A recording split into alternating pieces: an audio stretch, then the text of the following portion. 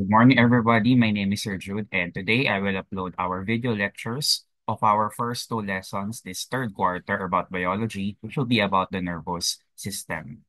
Okay, so before we start, no, let me just recap all the 11 organ systems in our body.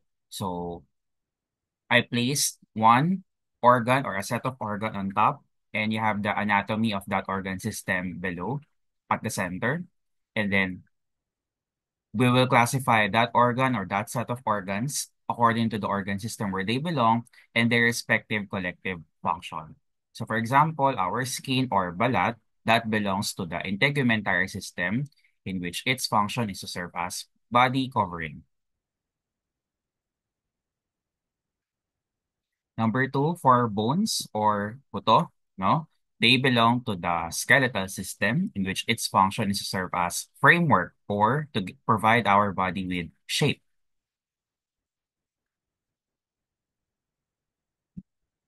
Number three, we have muscles. So this is very obvious. They belong to the muscular system in which its function is to serve for movement.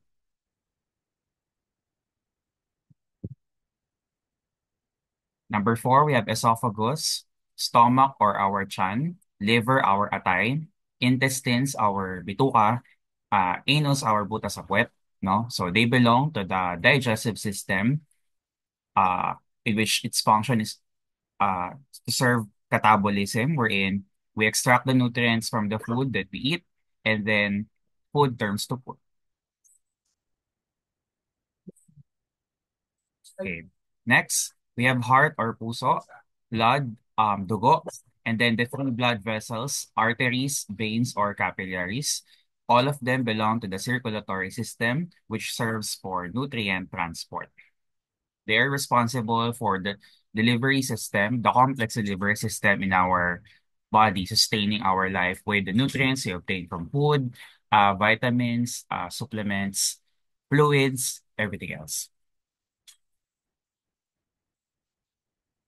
Okay, we're now halfway through. So next we have larynx, trachea, bronchi tubes, lungs or our baga, and alveoli. So all of them belong to the respiratory system, which serves for breathing and exchange of gases. I believe respiratory system is one of the organ systems that were tackled way back in grade 9, as well as the circulatory system. And these two are connected together, forming the cardiovascular system. Okay. Now we have five left. So kidneys, bato, ureter, urinary bladder, pantog, and urethra. So they belong to the urinary system, which expels or excretes urine, or in Tagalog, the ihe.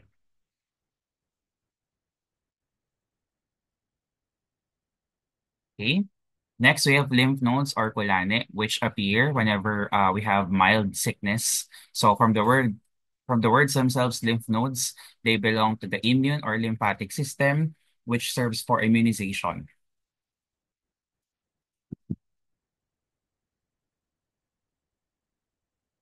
Okay, three more. So we have hypothalamus, thyroid, and pancreas. So these three organs or glands, no, they belong to other organ systems as well. But what makes it different this time is that yeah, I stated that it's already on endocrine, which functions for fight or flight response. But even though they belong to their respective organ systems, hypothalamus is in nervous.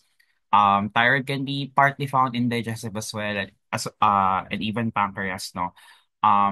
Their collective function as a whole, what makes them distinct or unique compared to their respective organ systems, is that they secrete hormones which tawag dito, which we need whenever we need them. Kaya it's fight or flight response. And whenever we don't need them, that's the time that they don't secrete the necessary hormones.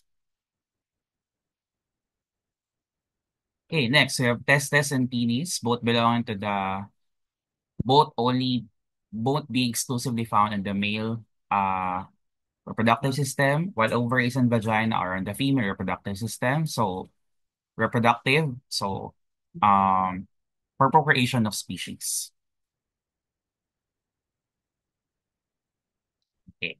And of course, lastly, we have the brain or utak, spinal cord or gulugod, and nerves. So, syempre, kung ano yung natira, nervous and control. Okay. So, nervous system is one of the only two organ systems that we're going to tackle in third quarter, which is now focused on biology. Gone all the lessons in electromagnetic spectrum and mirrors and lenses, nakafocus na tayo sa ating katawan. Okay, so ano nga bang function ng nervous system? The nervous system monitors and manages all organ systems. So, nervous system is the boss of all the organ systems in our body. All all the other organ systems will be chaotic if the nervous system is not functioning properly. And what makes it unique and interesting is that it manages even itself. Okay, so the main meat of our topic in the nervous system is the divisions of the nervous system. So the nervous system is divided into two divisions. We have central and peripheral. Central has no subdivisions. Peripheral has somatic and autonomic.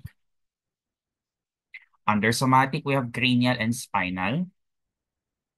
And under autonomic, not automatic, we have sympathetic and parasympathetic. Okay, so for the first half of my video lecture, which is this half, no, I'm just going to focus on central muna. The second half will be about the peripheral nervous system.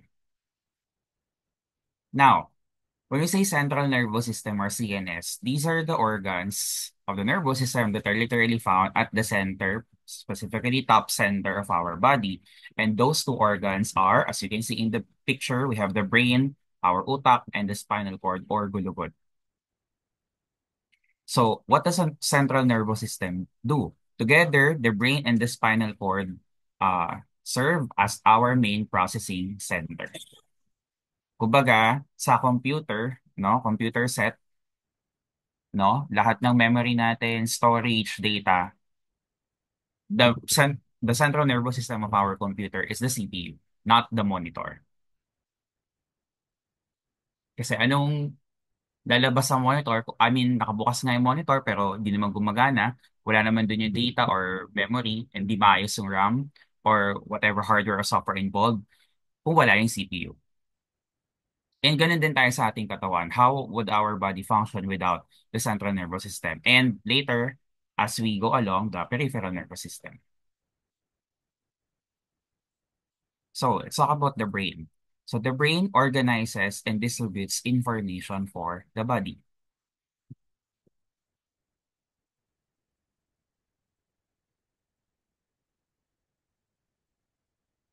Now, if we divide our brain into two, so we have right brain functions and left brain functions. So sa right brain functions, we have art awareness, creativity, imagination, intuition, insight, holistic thought, music awareness, 3D forms, and left-hand control, no?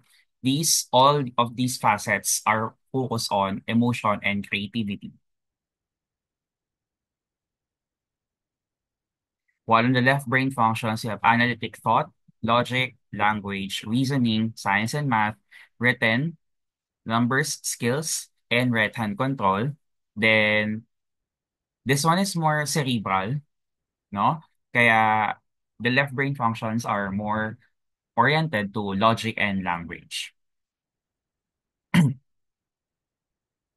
But what makes me fascinated about the right and left hemispheres of the brain is that if you look at the right brain functions, no, uh, yung right side ng brain natin, kinokontrol niya yung left side ng ating katawan. While the left side of our brain, kinokontrol niya yung right side ng ating body. So that unique property is what we call as the contralateral control, where each side of the brain controls the opposing side of the body. Remember, left side of the brain controls the right side of our body. Right side of our brain controls the left side of our body.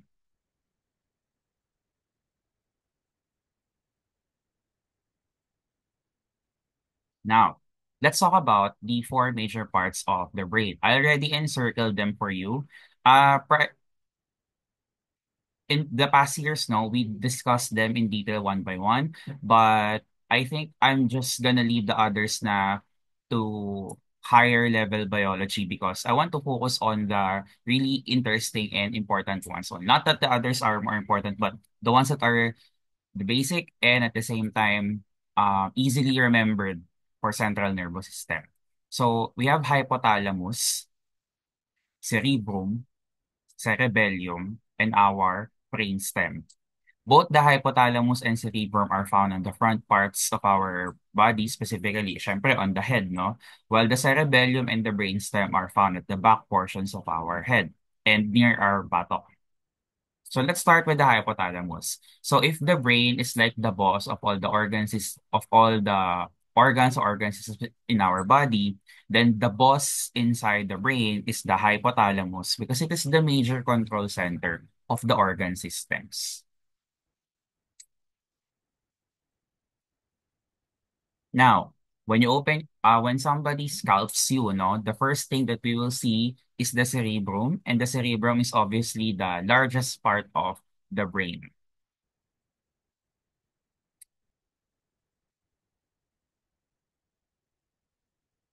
Now, next, punta tayo sa back portion na ating head, no? So, cerebellum, which is residing below the cerebrum, um, it is the one responsible for the coordination of balance and movement.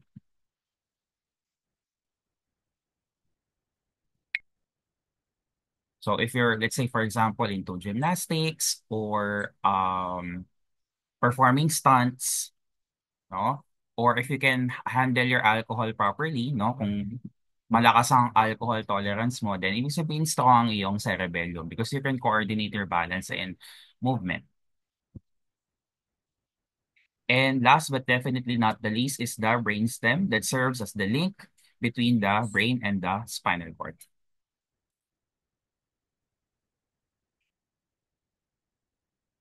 Okay? So while these four are the most often talk about parts of the brain, I want to focus on the functions of the brain that I really find captivating and enthralling.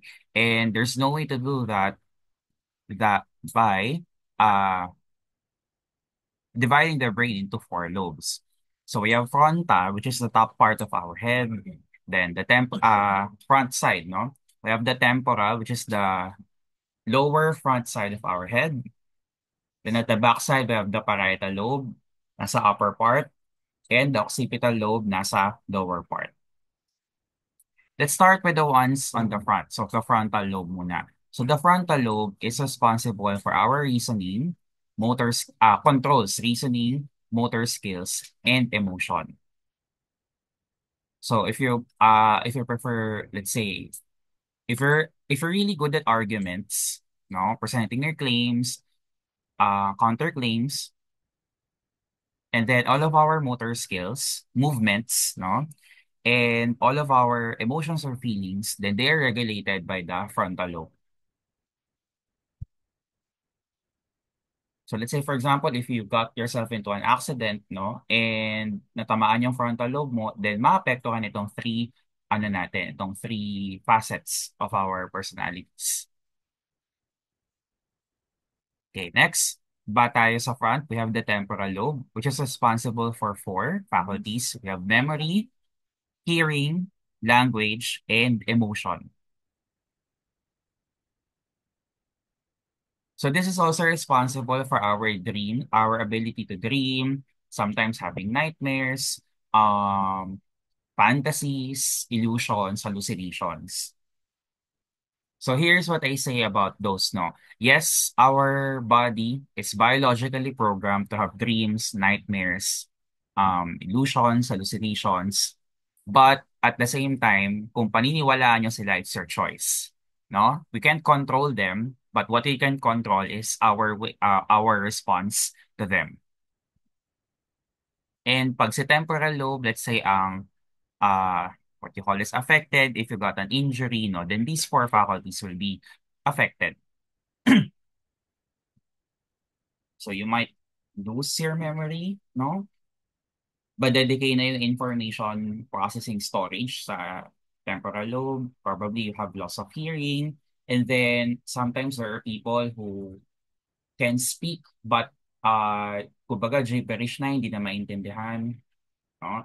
And yeah, there also be some overlapping problems with emotion, just like the frontal lobe. Okay, dito naman tayo sa back part. Let's start on the top. We have the parietal lobe, which controls sensory information. So remember our five senses. Now we have sense of sight, sense of hearing, sense of smelling, sense of tasting, and sense of touching or sensation, as well as spatial awareness.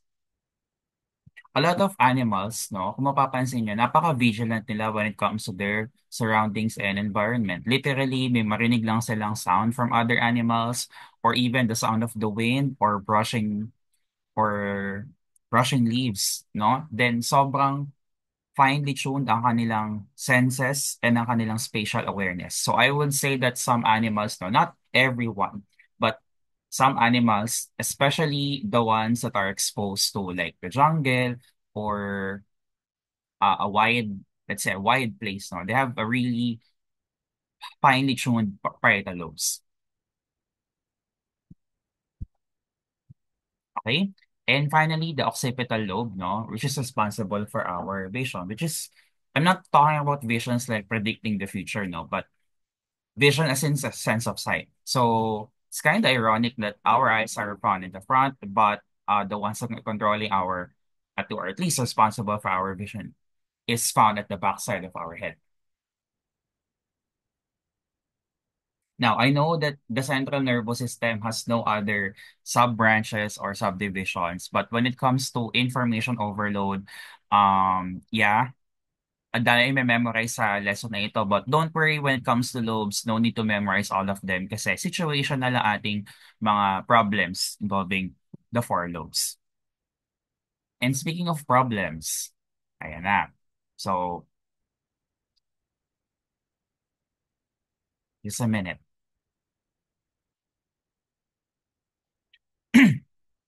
Let me read all our four problems for you.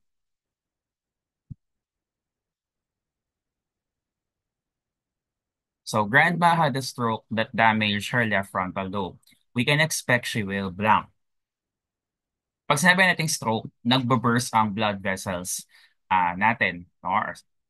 And it can be caused through hemorrhage, so internal bleeding, ischemic, no? Nagkaroon ng clumps or naging gel yung blood sa loob because of blood clot, or atherosclerosis, may build up ng fat sa ating blood vessels, no?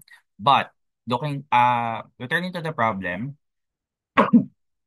if ma-damage ang left frontal lobe ni Lola, we can expect that she will, letter D, have difficulty controlling movements on the right side of our body. Remember when I discussed the left and right hemispheres of the brain?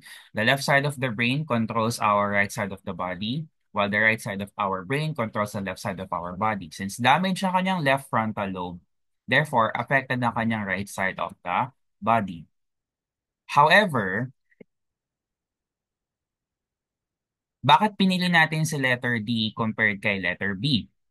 Because, sabi sa letter B, have difficulty detecting sensations. Sensations is more focused or under the area of the parietal lobe. And since focus tayo sa frontal, isa sa mga kinokontrol ng frontal ay ating movements or the motor skills.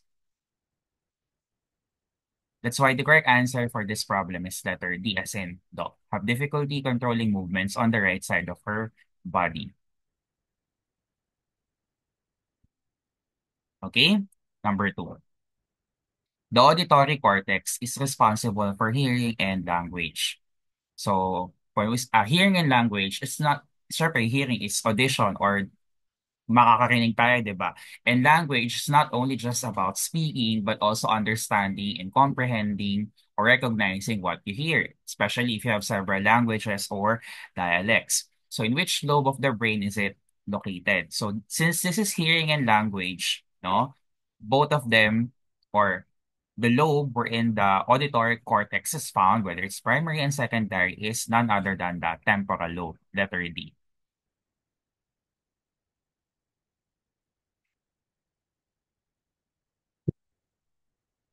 Okay? So kung sensitive kayo when it comes to sounds, if madali kayo makamemorize ng mga songs, mga soundtrack, etc., etc., that's the temporal lobe working for us. Next, number three. Carbon monoxide poisoning often damages the occipital lobe of the brain. What problems might we expect when this part of the brain is damaged? So ano-ano nga ba yung sources ng usok na carbon monoxide, no? Kung bakit pwede siya makadamage ng ating occipital lobe. So we have industrial emissions sa mga factories. We have gas appliances, forest fires, on-road vehicles, no, contributing to air pollution, power generation, and biomass burning. So the correct answer for this problem is letter A, processing visual information because the occipital lobe controls our vision. That's the reason why sometimes when you're stuck in a traffic for a long period of time, not only you get dizzy and sometimes you may want to sleep. Although sana, pag nangyari yun, hindi kayo makalagpas dun sa paparahan ninyo. Okay? And then last problem. A new animal is discovered that is more sensitive to pain in its toes than its fingers. When you say more sensitive to pain in its toes, ibig sabihin, mas madali siyang masaktan sa kanyang toes kaysa sa fingers. If you were to examine the brain of this animal, we would notice that the blank. So let's this what do you call this? Let's break down this problem one by one. So this one, ang ating clue word is sensitive or sensitivity. And the root word of sensitivity is sense. And we're talking about sense, we're talking about sense organs again. And because this is pain, then therefore nakafocus tayo sa sense of touch or sensation. So because of that, at since ang pagpipiliin lang naman between the two lobes in our choice are frontal and parietal, then therefore parietal kaagad ang sagot. Okay? So ngayon, pagpipiliin na lang natin is letters B and D. Since sinabi sa problem na mas madaling masaktan ang toes kesa sa fingers ng animal na to, then therefore, the correct answer is now letter B. The parietal lobe would have more brain area devoted to the toes.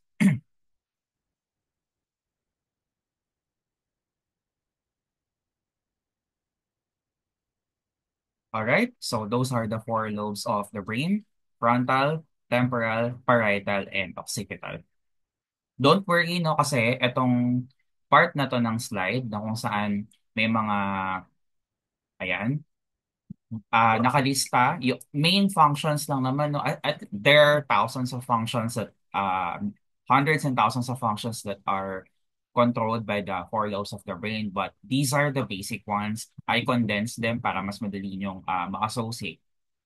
Okay? And there are some that are overlapping. So for example, no, emotions controlled by frontal and temporal. Then yung senses nahati pa, no? Collectively, the five senses sa parietal, but may specific lobe for vision, which is occipital, and specific lobe for hearing, which is temporal. There are some that are overlapping. Okay, since tapos na tayo sa lobes and because we dedicated so much time for the brain, it's now to spotlight our kulugod or the spinal cord, which channels the signals between the brain and the rest of the body. So, sa spinal cord, no? So, what do you mean when you say channels the signals between the brain and the rest of our body? Let's say, for example, nagpapakulo kayo ng tubig, and then someone turned it off without their knowledge. And then, for some reason, nahawakan or sanggi mo yung takore ng tubig. Siyempre, mag-initan ka, and then, magugulat ka, you'll make a reaction, and then, tatanggalin mo yung kamay mo. So, in just a matter of seconds, nangyayari lahat iyon. Recognition of the heat, then your reaction, no, by removing your hand or even making any sort of facial expressions or even vocal affectations, no? So, in just a span of seconds, nangyari lahat yon. Nag-start with your body, and then your body will send signals to your spinal cord, and the spinal cord will send those signals to the brain, And then once the brain functions everything fastly, then babalik, magsasend siya ng reactionary signals to your spinal cord, and then the spinal cord will send them to your body, so may reaction na kayo. So the spinal cord is sort of like the messenger or the in-between person, or in this case, an organ between your brain and the body.